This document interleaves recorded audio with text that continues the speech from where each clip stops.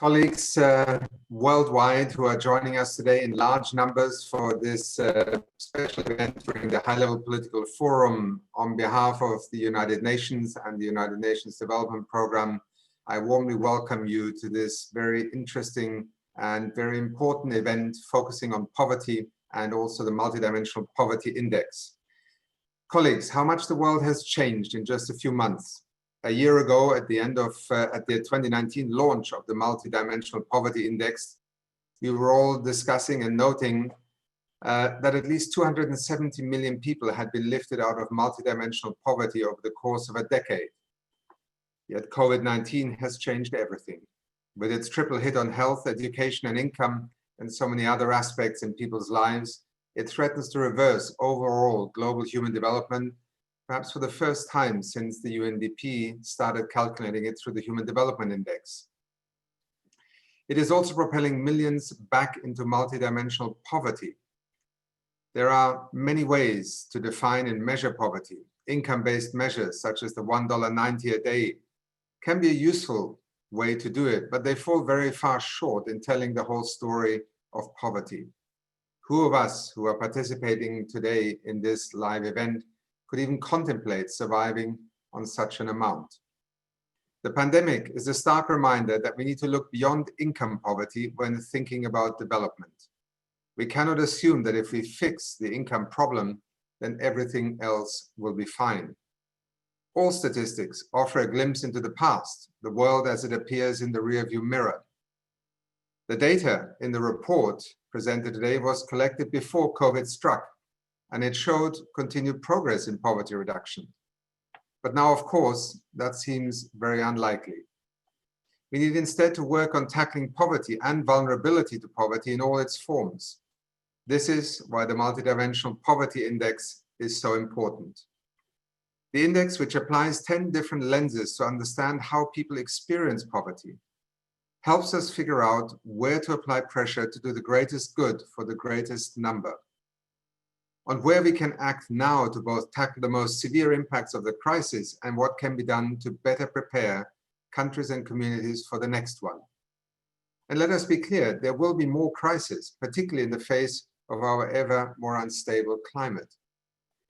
The MPI asks, for example, whether a person is undernourished or has enough good food to eat, how many years they attended school, what kind of fuel they cook meals with, whether their toilet is clean and safe, how long they have to walk, if at all, to get clean water to drink, or what they use to make the walls of their homes.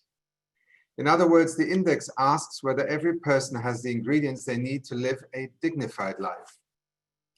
The MPI does not present answers, but it does allow us to ask the right questions. It presents us the kind of tailored and disaggregated data that is needed to reach the 17 Sustainable Development Goals, goals that offer a clear pathway to ending poverty in all its forms in our lifetime. These data can also help inform successful strategies to recover from COVID-19. The current pandemic offers an opportunity for every country to rethink development and to build forward better. That will require fresh ideas, greater honesty, and also reflection on the choices we have made in the past, choices that have locked too many people still into extreme poverty and with little prospect of escaping it. And they will require novel data. The Multidimensional Poverty Index, in which UNDP and OFI have been such close partners, provides exactly that opportunity. So with these opening remarks, it is my pleasure to now turn to Sabina Alkire, who is the director of OFI and very much at the center of providing us with these annual insights into what the Multidimensional Poverty Index provides us. So Sabina, to you to address us on what we can learn from the progress achieved on the reduction of multidimensional poverty, and what does it also tell us in terms of how we emerge from this crisis. Over to you.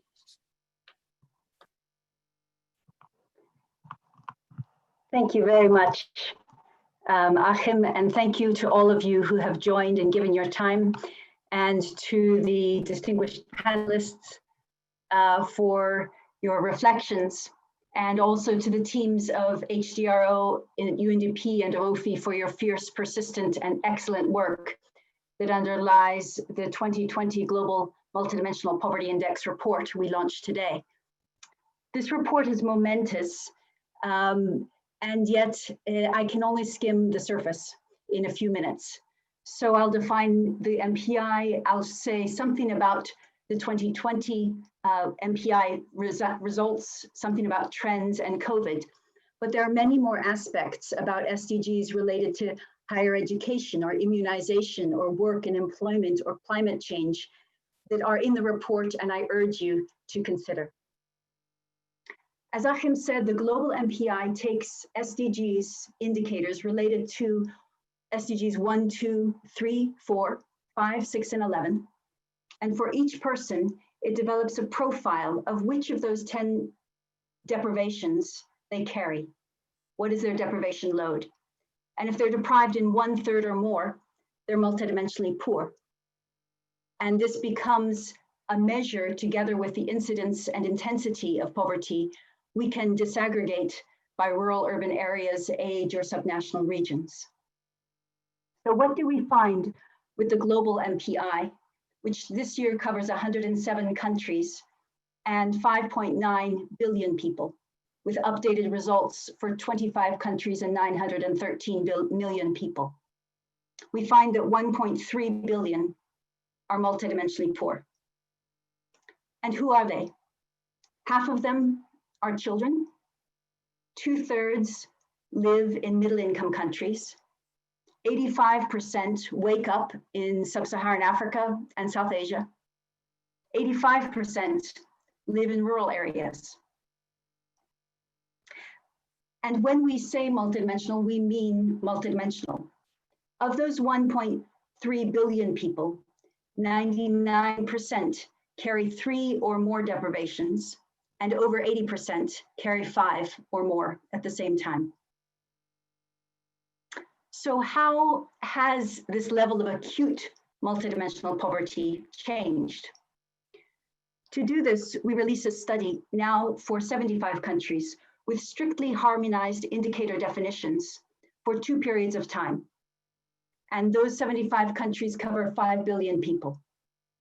The fastest reduction in absolute terms came in Sierra Leone, Mauritania, and Liberia. In relative terms, getting on the distance to zero poverty, North Macedonia was the leader, followed by China and Armenia. In terms of the number of poor, as Achim said, in 10 years, India reduced its poverty by 270 million people. China in 4 years by 70 million, Bangladesh by 19 million in 5 years. But how did change occur? At the top of this graphic, we see Sierra Leone, Mauritania, and Liberia and the 10 MPI indicators. And we see that each had a different pattern of reduction, although significant reductions in all 10 indicators. So there are many pathways to success. It's only necessary to find one.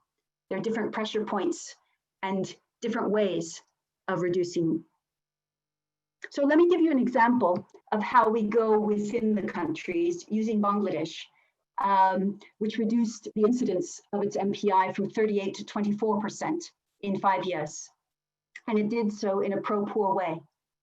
Sylhet was the poorest region in Bangladesh, and it reduced poverty the fastest. So it's catching up. It's not being left behind. Children were the poorest, and they made the fastest progress. And Bangladesh was one of 20 countries that reduced all 10 of its MPI indicators to achieve this. So every country has its own story, and we can only touch the surface, but it's important to understand.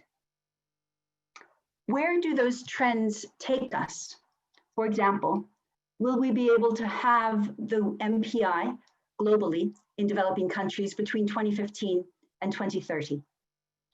To explore that question, we projected with 3 models: linear, constant relative, and logistic. And we found that 47 countries would be on track to cut poverty before COVID, and 18 sadly, were not on track by any model. And those 18 are also the poorest. And so there is extra effort required for them. But these exercises were done before the COVID pandemic hit us all. And so we use the World Food Programme and the UNESCO predictions to simulate 6 different scenarios. In 3 of them, we increase the percentage of poor and vulnerable people who are deprived in nutrition by 10, 25, and 50%. And in another 3, we add to that a scenario in which half of primary school-aged children who are attending school leave school. When we do that, we find that in the most modest scenario of a 10% increase in undernutrition among people who are not previously undernourished but are poor or vulnerable, it's 3.1 years. And it goes up to 9.9 years. So that's a very sobering situation. And it's one that could leave us feeling discouraged and daunted. So I want to end on a final observation. I said that Sierra Leone was the fastest country out of 75 countries and 5 billion people to reduce MPI. And it did so from 2013 to 2017. Those were the very same years when the Ebola pandemic tragically hit Sierra Leone. Sierra Leone reduced all 10 indicators of its MPI. It reduced poverty in 12 of its 14 regions. It had the fastest reduction of children's MPI globally across our countries. Emergency responses to terrible situations must be done at galloping speed, and human error as well as tragedy seem inevitable. But Sierra Leone shows us that even in these very difficult circumstances, not a step, but a giant step forward was possible. And so that illustrates the possibility that even in these very difficult times, it is indeed possible to build back better, to build stronger. Any single story of success will seem tenuous and improbable, and all the more so given the realities we're struggling with at the moment. But the hope for us in releasing the global MPI is that you, people who are on the call and others, will read about it and will use this information to fight and change the different policies with your energy, your imagination and creativity, and your sheer hard work. And the hope is that we will know that it is possible to make a historic inflection point. As I said, I've only scraped the surface of the materials that are in this report. And I do hope that readers will go beyond these to read the other sections, and also perhaps, particularly for the geeks, but for others, to look online at the country briefings, the interactive data visualization tools, the data tables, and methodological notes. I thank you very, very much, and I look forward most of all to the interchange and the questions and the reflections that you have. Thank you. Thank you so much, Sabina, for the presentation and for trying to compress into just a few minutes another year's intense work with many, many people in the network of the countries that you have worked with.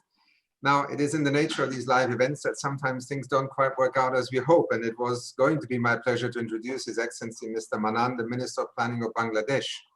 Unfortunately, the connection seems to not have worked. So, Sabina, since you have looked so closely and since we together in the development field have learned so often great insights from Bangladesh's own strategies and choices that it has made, would you perhaps just share 1 or 2 quick insights from the Bangladesh story of addressing poverty, multidimensional poverty, that can be a placeholder? And I'm sure that we will post the statement from Minister Mannan on the Human Development Report website, as we will also post the statement of His Excellency Prince Clem Ekanade Agba, the Minister of State, Budget and National Planning of the Federal Republic of Nigeria, at this virtual launch. His Excellency could not join us today, but has submitted his address on multidimensional poverty, and this will also be available on the website of the Human Development Report Office of UNDP. So Sabina, just in a short set of nuggets, perhaps some insights that Minister Mannan would also have shared with us today. Thank you so much. Bangladesh, now, this is the surprise appearance, Minister. Thank you, sir. Thank you. You're welcome. Well, you have just saved Sabina in an unscheduled moment, and I'm delighted to welcome you. So straight over to you, and you have the floor. Welcome to this event. I'm honored to be with you this evening. Thank you. So please go ahead. Your timing is perfect. Just in time, the floor is yours. We have begun. Sabina just made the presentation on the MPI overall for the year 2020. And I was just saying that in your absence, I wanted her to speak to a couple of the insights from what so often we have learned from Bangladesh over the years in how to address multidimensional poverty. But since you're here live, straight over to you. The world is listening to you. Thank you.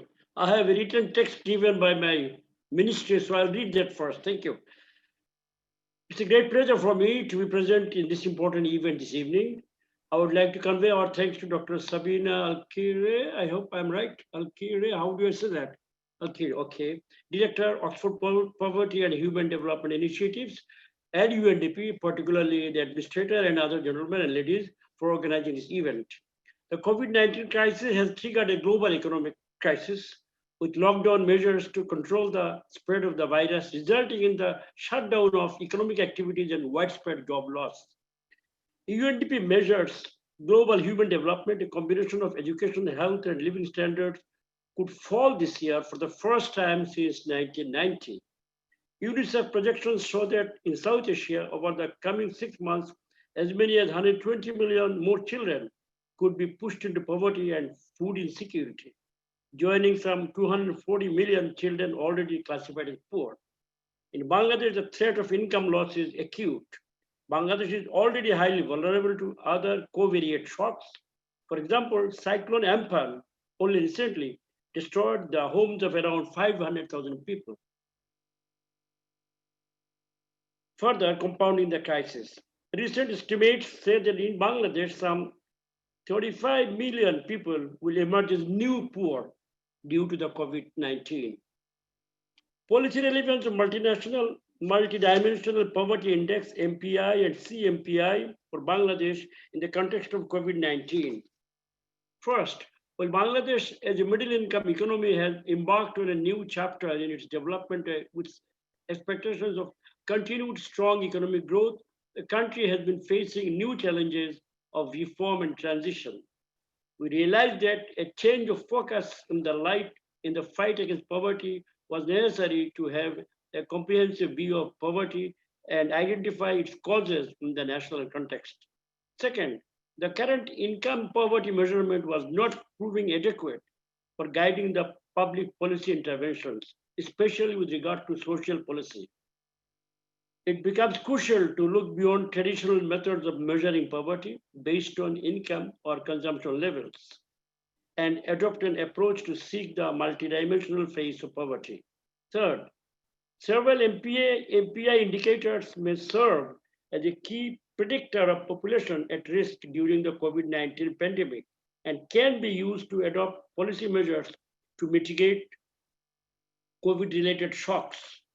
Indicators such as stunting, vaccination, health, child labor would help us to understand the magnitude of both direct and indirect results of COVID-19 on the people and children at risk, and to act to counter the knock-on effects of the pandemic. Urgently, I would like to mention that the government of Bangladesh has announced about $7 billion stimulus package for the business and the people at large who need it most.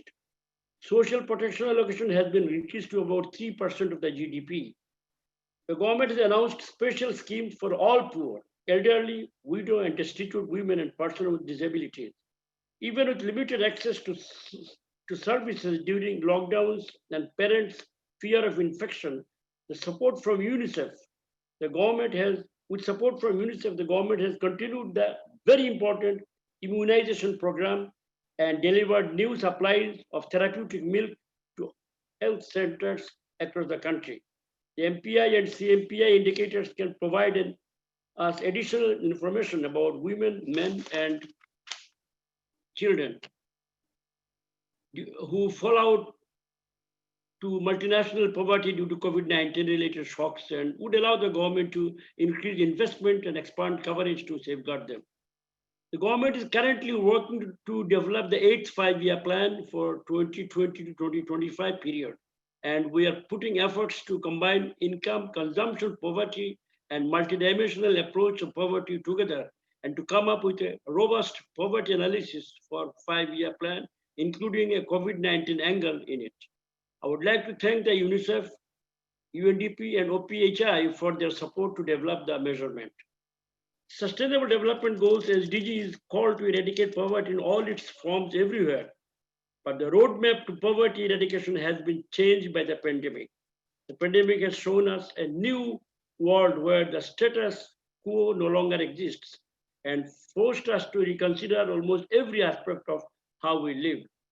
The MPI would help us to find the answer, providing immensely valuable information for all those seeking to understand what poverty looks like for a particular place or for a particular group of people, and for those working on the policies to help people escape falling into poverty now and into the future.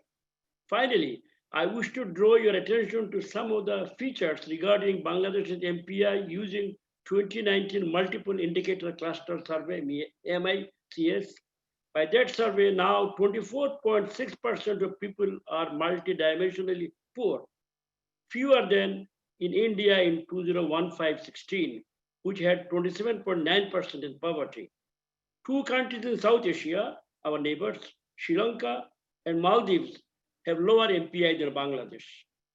Bangladesh had the fastest relative poverty reduction in South Asia, reducing its initial MPI of 0.175% by 42% in 5 years to 0.101%.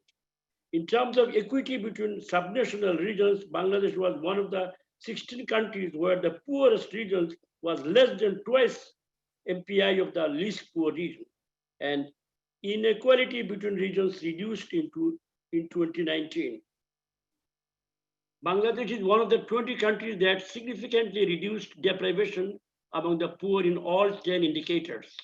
Bangladesh is one of the 15 countries that reduced MPI over twice as fast as $1.90 per day monetary poverty. Bangladesh has also significant reductions by different poverty lines. It reduced severe poverty and vulnerability. Bangladesh also nearly halved a newly released measure of destitution, which covers troubling deprivation like severe malnutrition, open defecation, or household lacking a person who has completed more than 1 year of schooling, showing that the poverty reduction is pervasive and inclusive of persons living in very fragile conditions. I thank you, sir.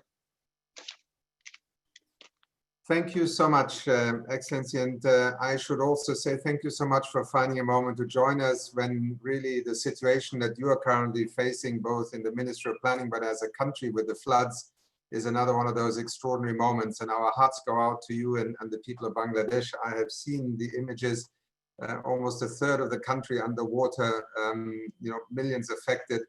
This is a decadal flood, and we very much hope that in the coming days it will not get worse. But thank you so much for being able to share with us the experience of Bangladesh, its relevance in terms of multidimensional poverty, and also how Bangladesh sees itself moving forward.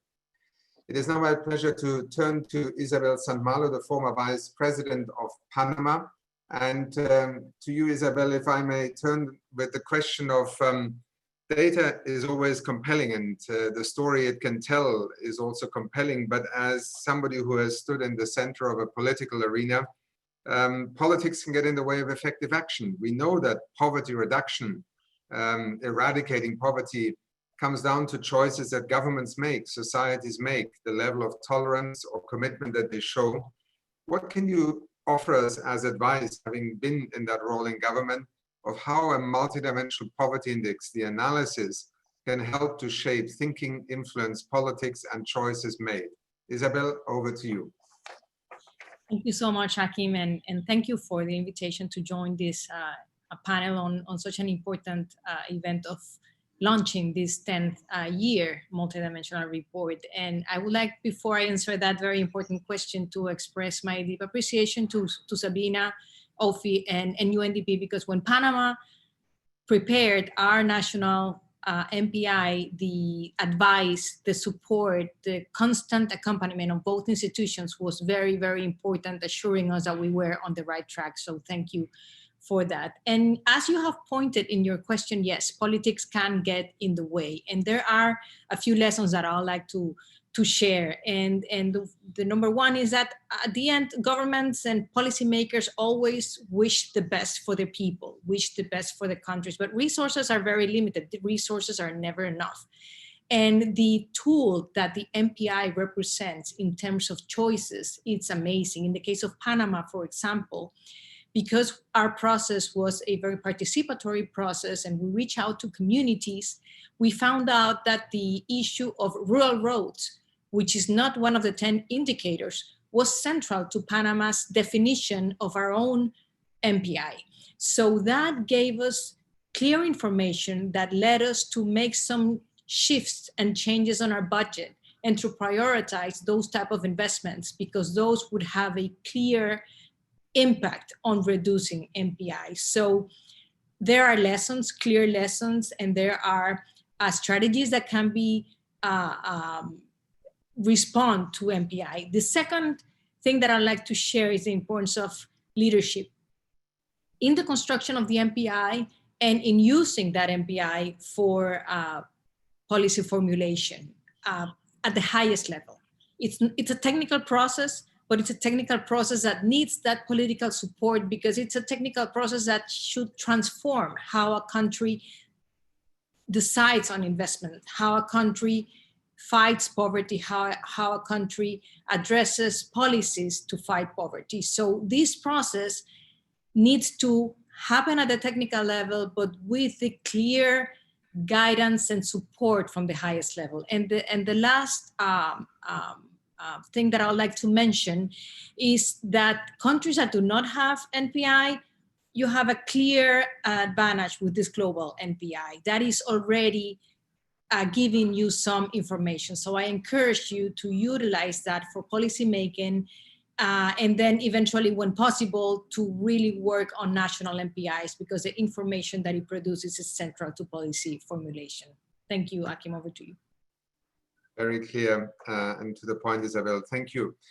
As you are following this discussion, please be aware that there is actually a question and answer tab on the Zoom platform, and the same is true, I think, for the YouTube platform. So please do send in questions. I will read a couple out now just to weave them in also into the next responses as I turn in a moment to Olivier de Schutter to address us. So let me briefly mention a couple.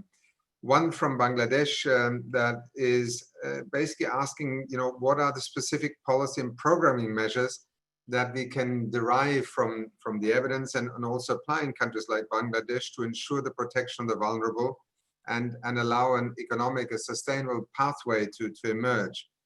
From Germany, a question about how is well-being considered or defined in the different dimensions of poverty. And I think, Olivier, that is perhaps a very relevant question to you, as might be the next one, which is coming from Dubai. What or why doesn't the MPI take into account the digital divide?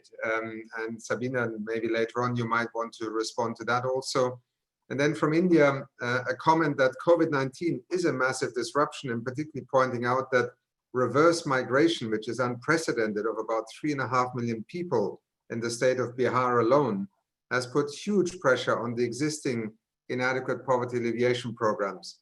How are we going to factor in this massive man-made policy blunder in the MPI also these realities? So, Olivier, it is my great pleasure to hand the floor to you as the UN Special Rapporteur on Extreme Poverty and Human Rights.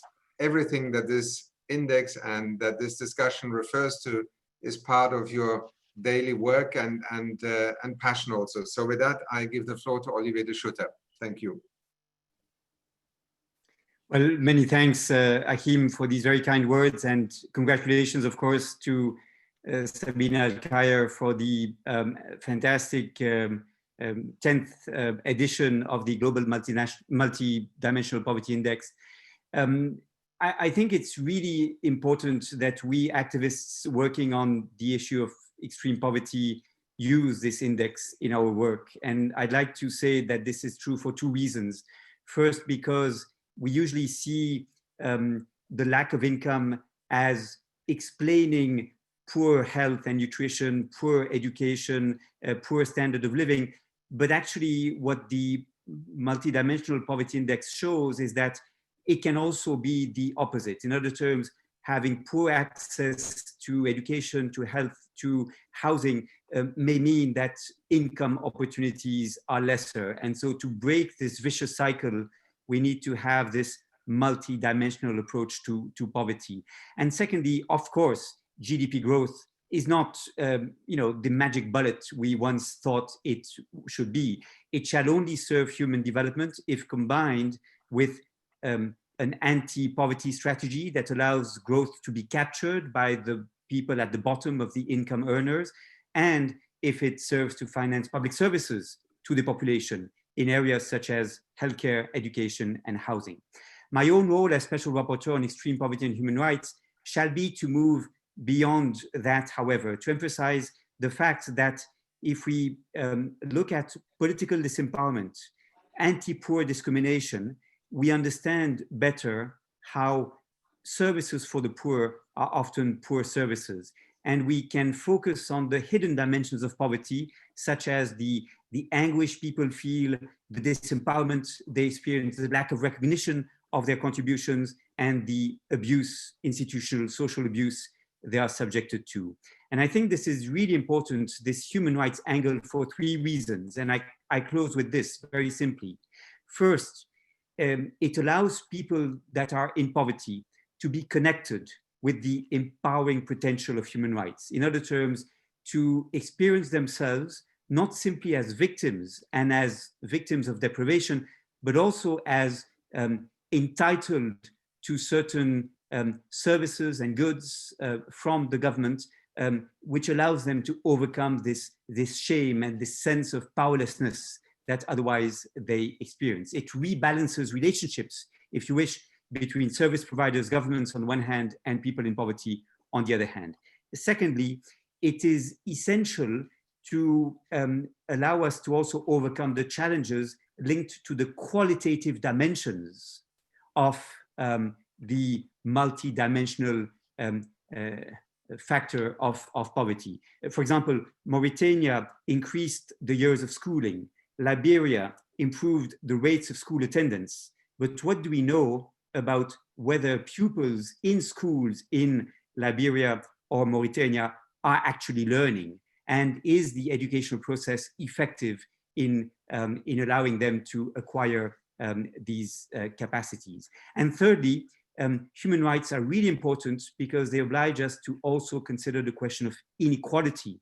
Inequality as a source of disempowerment.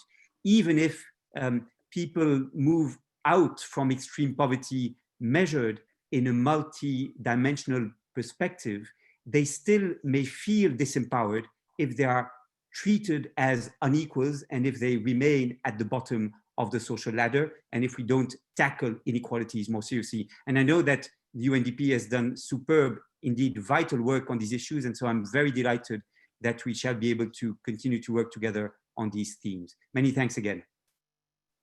Thank you, Olivier, and thank you for your comments also. I think one of the things that marks, in a sense, a principled approach that UNDP has embraced and embodied to some extent over time is that people are at the center. So trying to understand human well-being definitely has to transcend the narrow confines of measurement, whether it is poverty through income levels or otherwise. But I just want to ask you for one more comment, because we actually have a very interesting audience following us with some very searching questions. And one that just came in strikes me as relevant to what you have just spoken to. Nonzo Obikili writes that there has been a significant number of discussions on the difficulty with measuring poverty based on a poverty level, as opposed to a more distributional approach incorporating inequality. And Olivier, in your comments just now, you straddle the human rights, the basic rights approach. You touched on the issues of inequality also. And the question that is asked by Nonzo is, do you or any of the panelists think that there are significant merits to the distributional approach? Or does that risk leaving the extreme poor, those at the bottom of the distribution, behind if the focus switches to inequality? Is there a trade-off? Can it broaden the lens? Or how do we bring these two dimensions together? Do you want to briefly comment on that? Well, I think the two are vital and they are not a substitute for one another.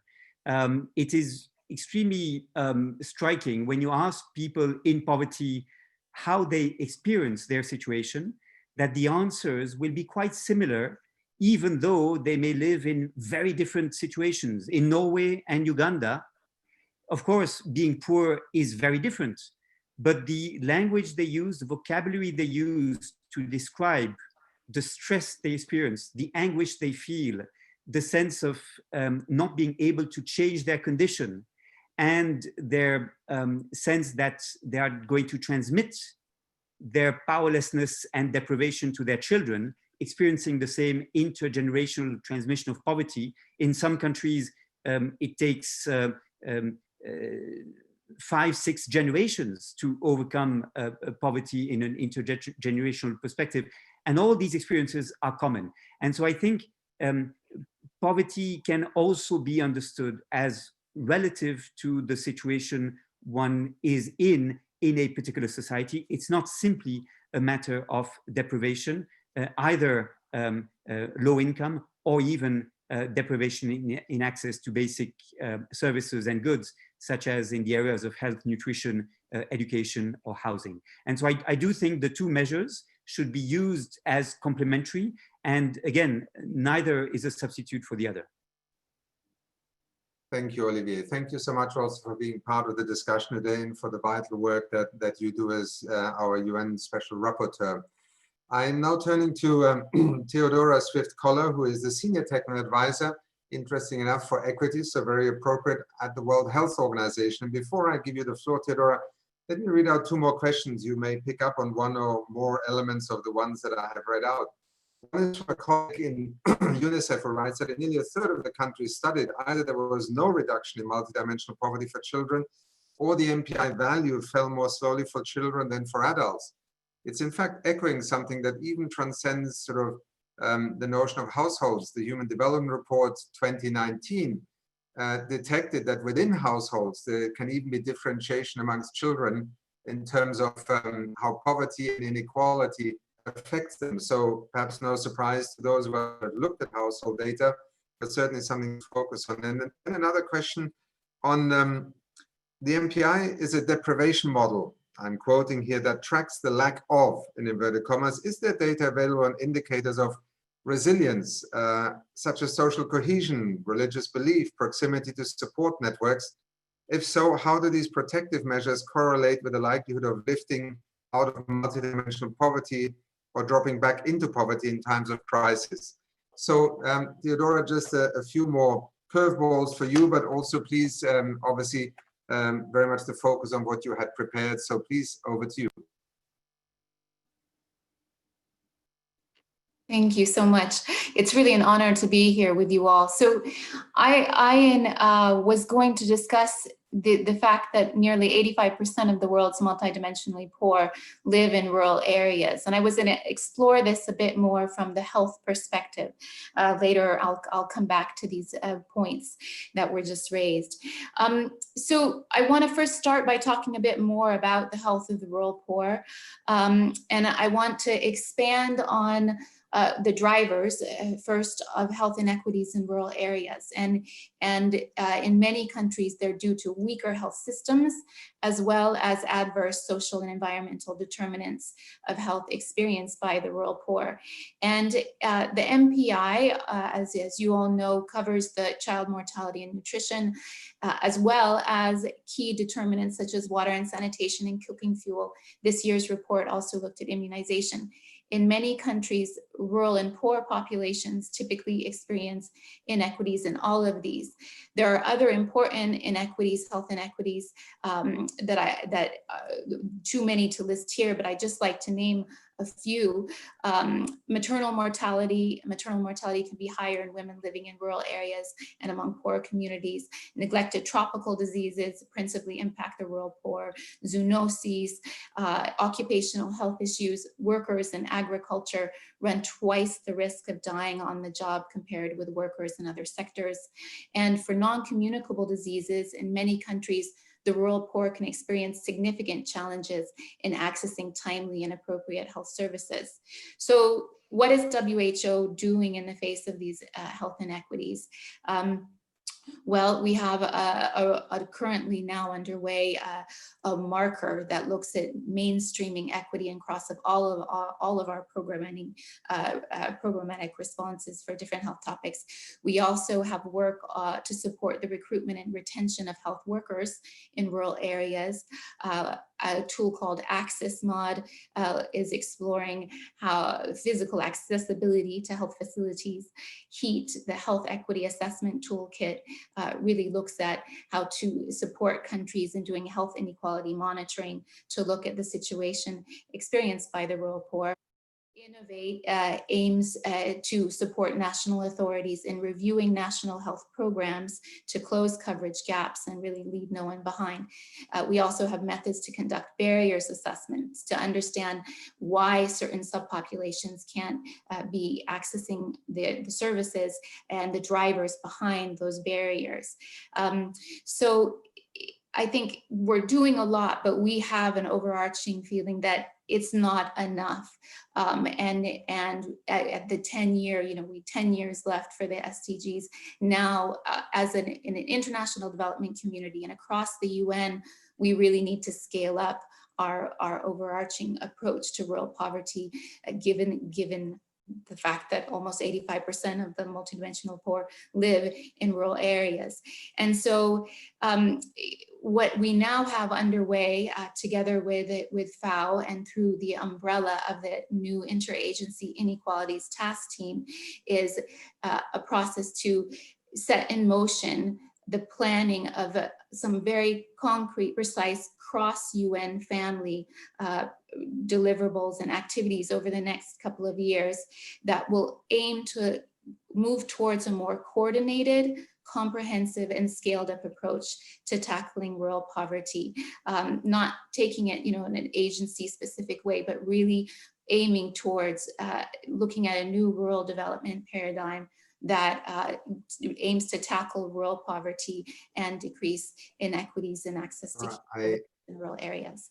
So just to we have to step in because time's running out, but please, if you can just conclude, not to stop you. Yes, sure. Just to conclude on using MPI data in moving forward with this new interagency initiative, we definitely plan to use MPI data because in areas like health, for example, we see how health deprivations are influenced by and influence deprivations in other sectoral domains. And so the MPI really sets a useful framework for looking at integrated comprehensive rural planning for rural poverty reduction. Thank you.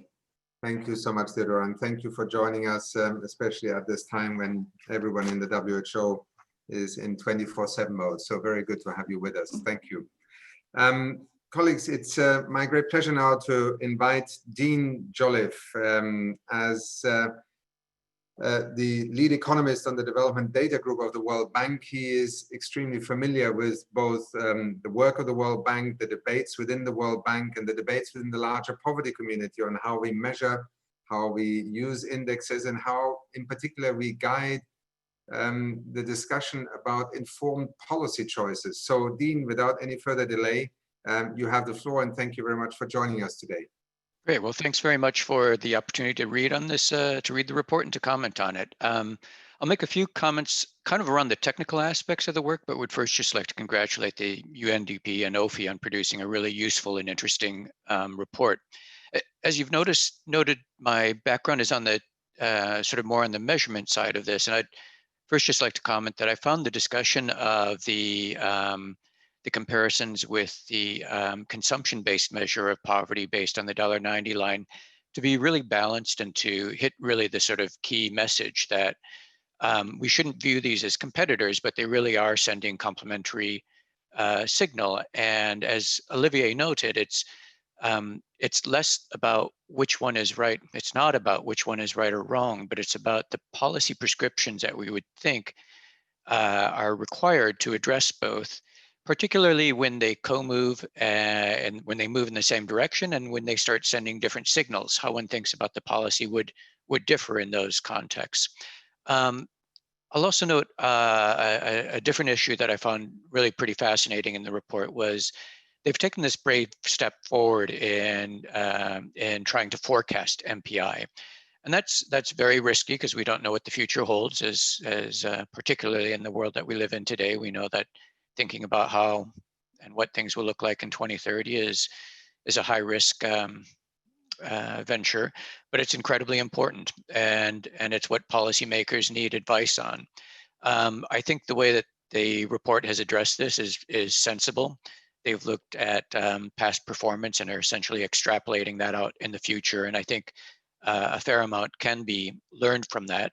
I suppose I'd propose that in giving public discussions or public presentations of the forecast work, that maybe the presenters give just a little bit of guidance to the audience in how to interpret some of the findings in the forecast work.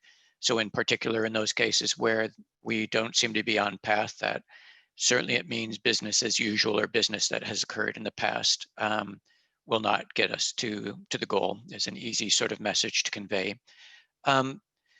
And then I'll just note that the forecast work really sort of opens up an important door, I think, for, in particular, the OFI team to think about expanding on some of the technical details, not for a report like this, but for one of their methodological notes where they could explore potentially sort of different aspects of thinking about forecasting, where they were to try to potentially integrate in information about demographic change, which we probably have fairly credible predictions on that, or GDP growth rates, where one has some sense of the potential path forward, and looking at how MPI co-varies with that in a way that might help forecasting. I suspect they've done some of that work, but it would be great to see some of that written up.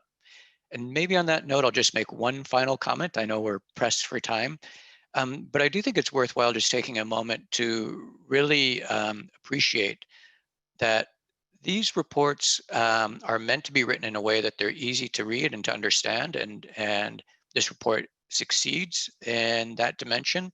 It's very digestible, conveys a lot of useful information, but it's also important to recognize that it reflects a series of a lot of complex technical work, all the way from sampling to questionnaire design to field work and data collection to the analytical work.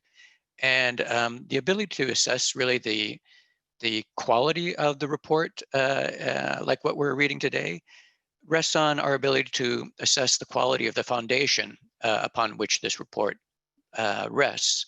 And the way that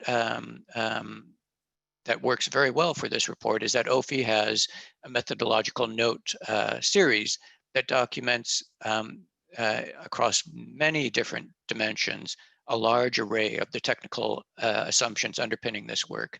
Now, I recognize that very few people read these documents, but we shouldn't get lost in this notion that downloads are a function, are a good measure for importance of work. I think the fact that this material exists for advisors to policymakers, technical advisors to policymakers to read, to comment on, and to assess the credibility is really critical. And I suppose I'm saying this because I think it's sometimes undervalued. And I think it's really wonderful that UNDP and OFI clearly place a high value on getting these technical details out. I'll also note that it's a vibrant way of fostering discussion and dialogue and critiques of the methods. And I think it's a way for all of us to do a better job in the future of moving forward on measurement. And maybe on that last point, I'll just note that the one area where I think MPI, I think the future for it. Okay, all right. I'll just make this suggestion that in many cases we're informed that the work is rigorous and can guarantee sort of harmonized work. And I'll just say those sort of words are more useful when they're supported by experiments in the field that validate some of the assertions going on. That stuff is costly, but I think it's super important behind work like this, where we're trying to do very difficult work of harmonizing different measures of MPI over time to think about change over time. That's a more difficult task than has been asked in the past of MPI, but it's really important to sort of lay that groundwork. And so I'd just like to encourage the further development of that methodological note series and the support for that. So thanks very much. Incredibly useful and rewarding report to read. Thank you. Dean, thank you very much. And indeed, there is a community of practice and thinking that very much straddles the institutions, the countries, universities, academics. And I think the MPI has become one of those networks in which we can all, I think, contribute, but also benefit. Now, time is going to run out very quickly. So what I'm going to do is I'm going to read out a few more questions, because there is just a wonderful array of questions here that basically can inform also follow-up discussions. And then I will turn to our panelists for a quick 1 minute picking out an aspect or a message to place. And I'll ask Sabina last to perhaps pick up a couple of comments also on MPI specific. So one question from a journalist in Spain. I would like the panelist or Sabina Alkire to go in depth in the Sierra Leone case. What explains that the country managed to reduce poverty during the Ebola crisis? Can any lessons from Sierra Leone be used now in the COVID-19 recovery, also in rich countries, as both of them are affected? Another question, perhaps to Isabel and to Minister Mannan. What advice would you provide to those trying to work with governments to develop a national multidimensional poverty index? And there are many now in the works and have been prepared. So there are good lessons that have been learned. And how you can ensure that there is high-level political ownership and support. From Rashid Riza, we have the comment that in some instances, the number of years of schooling may not necessarily be a reflection of the quality of education. How does the MPI reconcile inferences obtained from years of schooling versus quality of education? Clearly an issue that, you know, bedevils us all in development surveys and statistics. And from our colleagues in UNDP Lao, PDR, we have a question on governance. To you, Olivier. Governance is a critical factor in reducing multidimensional poverty, especially local governance, as a majority of people experiencing multidimensional poverty live in rural areas. Any specific strategy that the Special Rapporteur can share as part of his mandate in influencing national governments to improve governance to tackle poverty? And a question on gender also, can the MPI capture gender and sex inequalities in MPI? I'm concerned that girls will continue to be largely invisible and left behind, and I think there will be good questions to, or a good answer to some of those questions. So if I may begin with His Excellency Minister Mannan, we have to unfortunately do it in 1 minute segments, so a kind of telegraphic pick the lowest hanging fruit or the most interesting aspect. Over to you, Minister Mannan. Thank you very much. Well, the way I would like to say that in 1971, when we became independent, our population was 70 million and we were 80% poor. 50 years down the road in this year, our population is 160 million and we are just about 20% poor. That, we take pride in that. It's been a long, long journey, but very successful. Unfortunately, the recent COVID has pushed us a little off track. The number of poor have again gone up. It's about 30% now. With support from the international community and our own work, we hope that we can beat it back, and hoping that COVID will bend in much sooner than some people say, we would pick up again, and with a multidimensional or singular approach, combination of both, the approach that we have been following over the years and also learning from UNDP and others with friends from abroad, would like to attack the issue again, and we hope the remaining 20%, which remain, should come down by about 10% in the next 5 years' time. Thank you. Thank you so much, Minister, and very clear response. Isabel, may I turn to you for the glorious minute? Glorious minute, which is difficult, Achim, because so many important things have been said. I'll try to be brief. First of all, there has been enough mention to COVID-19 and what this can represent. And I think that, to give an example of measurements, we have all discovered how important connectivity is within COVID-19 and how that has allowed many people to continue working or continue school. In the case of Panama and other Latin American countries, Panama, Costa Rica, and the Dominican Republic, internet coverage was incorporated as one of the measurements in our national MPIs. At the time, it was kind of questioned because it definitely could not have the same weight as health or as education, but it has proven to be central. I'd also like to mention that we are 10 years before 2030. So it's been mentioned very much what this represents to show if we have advances towards SDGs or if we don't. Also, the report shows that it is possible to have multidimensional poverty in 10 years. So just imagine what we can do in 10 years from 2020 to 2030 when we're supposed to reach these sustainable development goals if we are able to really monitor our advances through MPI. And last, to finish, you mentioned there was a question on how can, when countries are trying to build their national NPI, how to get political support. This is not a tool to measure a government. This is a tool to support a country's advancement. So it is important to build that trust and to build that relaxed atmosphere in terms of a government, because it is to be understood as a tool to measure the advancement of a country. And that is, I would think, very, very important. Thank you very much. Very wise words, Isabel. Thank you very much. Let me quickly move to Theadora. The 1 minute response, please. Then Dean, then Olivier, and then Sabina. We'll just stretch over for 5 minutes because I think the number of participants has still been going up. So we have good energy. Okay, I'm going to actually cover the governance question that was asked and really making the link with governance for tackling inequities and how that can contribute to poverty reduction. And just, of course, using an example from the health sector, I think that in the context now of thinking through economic recovery and stimulus plans, and again, using the example of the rural poor, we need governance for strengthening rural health systems to reduce the inequities experienced by the rural populations. And for example, globally, there's an anticipated shortage of 18 million health workers by 2030 to achieve universal health coverage. Shortages are most prominent in rural and remote areas, of course, leaving the poorest subpopulations without access to essential services. So governance to invest in the health and social workforce has multiplier effects, and it will bring more inclusive economic growth and contribute to poverty reduction, including in rural areas. Thank you.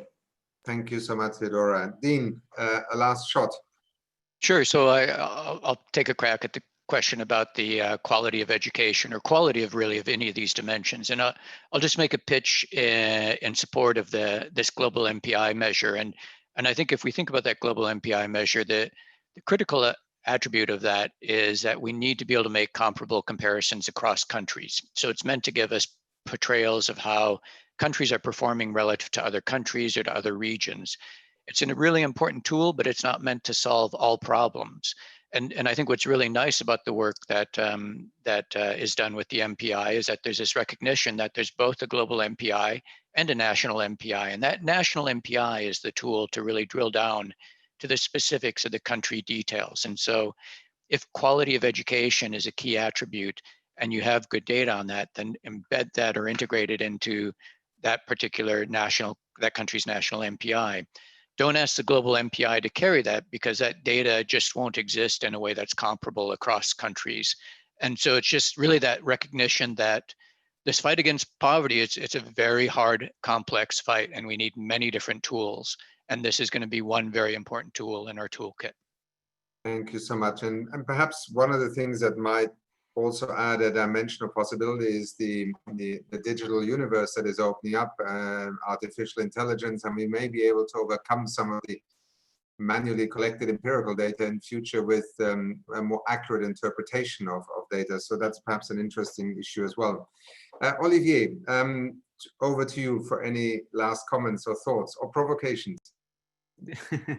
Thank you very much. I like very much the question that comes from our colleague from UNDP in Laos. I think it's really important to capture better the potential of people managing their own resources at the local level, to avoid both exclusion by market mechanisms and privatization, but also political exclusion by everything being done from above by the state.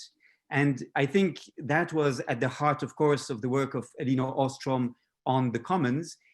We now have studies that show that equality, because it creates social capital, because it creates trust, because it allows people to work cooperatively with one another, equality is key in order to have those local governance systems function. And I think in many areas related particularly to health, to education, to agricultural assets, allowing farmers to produce, to access to services and goods at the local level, governance by the people is important. More broadly, I would say, and this is my answer to the question of quality, that unless people in poverty participate in governing the systems, their needs will be systematically neglected. And yes, governments will want to tick the boxes and will want to increase the number of years during which kids are educated, for example, but there will be no one to complain if the quality of the education is failing, if the kids actually are not learning.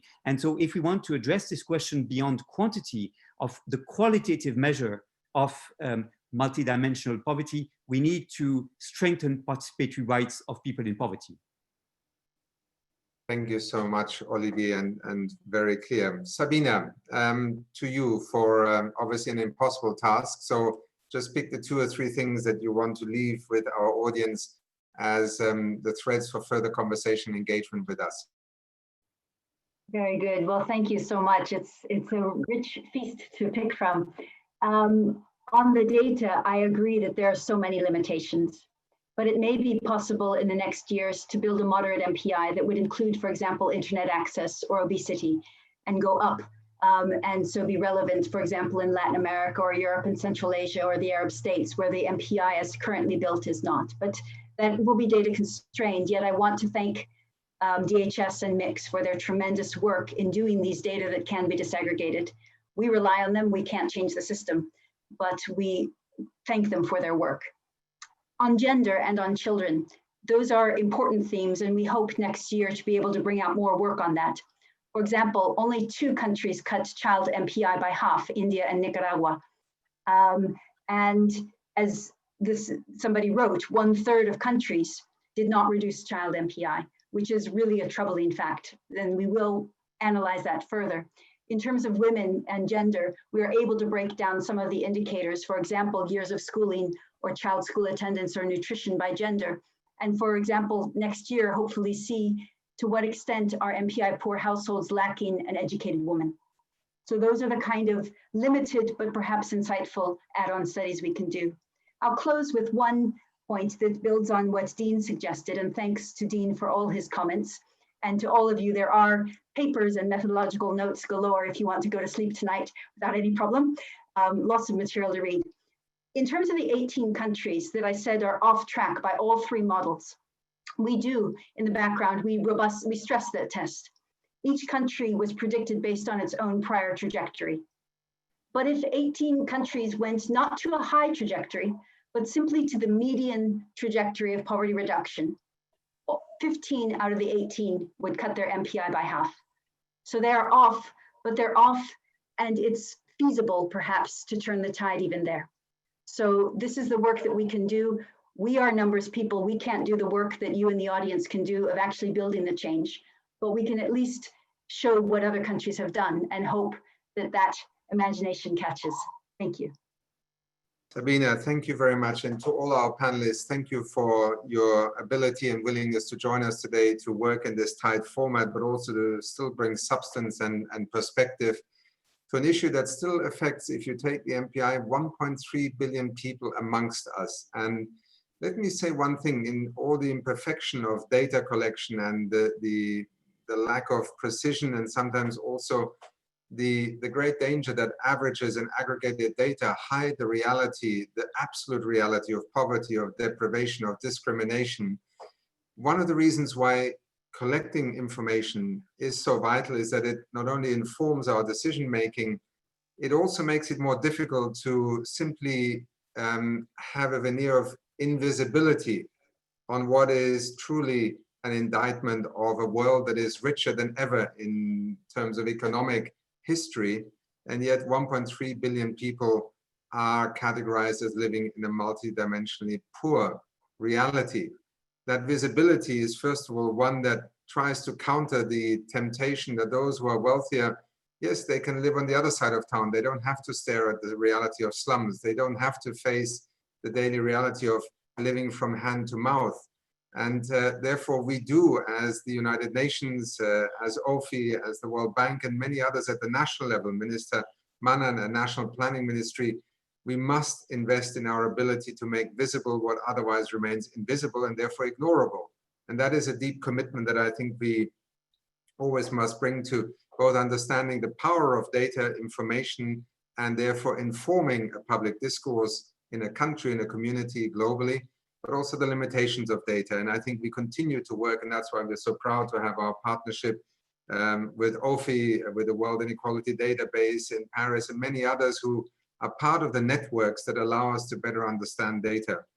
But ultimately, and I end with that, for UNDP, there is also a more than 30-year journey of trying to understand what Amartya Sen at the time wove into the DNA also of UNDP's thinking, I believe, about development. And that is that we need to look at people not as, we need to look at people as agents, not as patients. This is the quotation that I want to leave you with, because at the end of the day, this sort of information also empowers those who are not partaking in the growth of GDP per capita economy, who are not partaking perhaps in the formal sector of employment, to actually have the power to organize, to inform themselves, and to provide solutions and inputs into the national policy choices that are so central to tackling extreme poverty, inequality. With these remarks, thank you to all of you. Thank you to Sabina and OFI, to the partnership, to the many who contribute to this visibility of what is an indictment of development, but also let us learn the lessons where development has succeeded, because